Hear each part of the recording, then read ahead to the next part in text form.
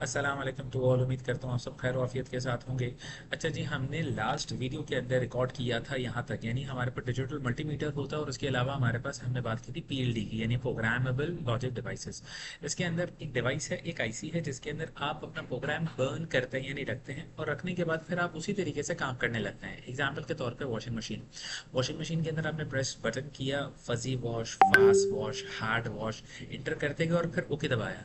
तो ये पूरी लॉजिक एक प्रोग्राम एक आईसी के अंदर फिट थी।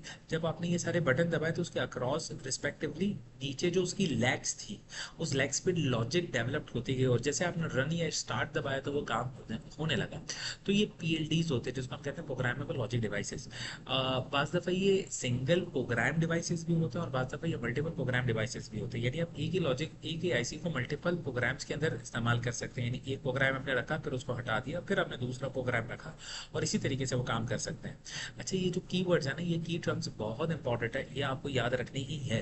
जैसे हमने इस चैप्टर के अंदर एनालॉग सिग्नल्स की बात की जो कि कंटिन्यूस होता है, फिर हमने डिजिटल बात की जो कि डिस्क्रीट क्वांटिटी होती है, जिसको हमने स्लाइसिंग के कॉन्सेप्ट से समझा था। बाइनरी का मतलब है आपके पास वन और जीरोस, बिट का मतलब है या तो वन होगा या तो जीरो होगा, पल्स का मतलब है सडन चेंज, यानी one rise and one fall is called the pulse. उसके अंदर हमने उसकी एम्पलीट्यूड देखा था, विड्थ देखी था, और उसका टाइम पीरियड देखा था। इसके बाद हमारे पास क्या है, क्लॉक। क्लॉक का मतलब है periodic wave form. Periodic wave form यानी एक खास पैटर्न के अंदर वही चीजें रिपीट होती रहेंगी, उसको हम कहते हैं क्लॉक। और इस क्लॉक के ही रिस्पेक्ट से आप अल्टीमेटली देखते हैं कि पहला वेव क्या है, दूसरा वेव क्या है, तीसरा वेव क्या है। फिर आपने बात की थी लॉजिक सर्किट की। लॉजिक सर्किट के अंदर हमने बात की थी, जो था एंड गेट और गेट। एंड गेट और गेट ये बहुत इंपॉर्टेंट है। इसी के कॉम्बिनेशन के अंदर आपके पास दूसरे गेट बनते हैं, और इसके अलावा हमने नॉर गेट की बात की थी या नॉट गेट की बात की थी, जिसको हम सिंपल में इन्वर्जन कहते हैं। ये हमारे पास हाई गेट की लॉजिक क्या है और गेट की लॉजिक क्या है, उसके हवाले से हमने थोड़ी बात की थी, और इसके अलावा बाकी के टॉपिक्स हैं जो हम आगे वाली क्लासेस के अंदर भी करेंगे।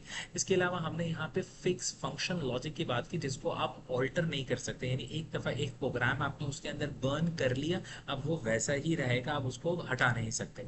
दूसरा एक लॉजिक है जिसको हम प्रोग्रामेबल लॉजिक कहते हैं, उसके अंदर आप उसको प्रोग्राम कर सकते हैं, यानी बार बार उसको चेंज कर सकते हैं। बिल्कुल वैसा ही है जैसे कि हम बात करते हैं एक सी डी आर है और एक सी डी आर डब्ल्यू है। सी डी आर डब्ल्यू के अंदर रीड राइटेबल है, यानी आपने डेटा हटाया फिर लगा दिया, फिर हटाया फिर हटा दिया।